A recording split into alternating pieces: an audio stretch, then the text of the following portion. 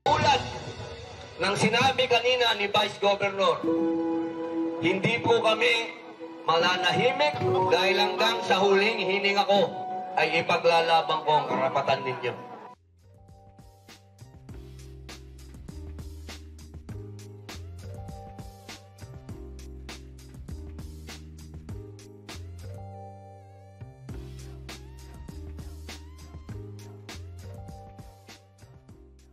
Ito po pinunta namin dito.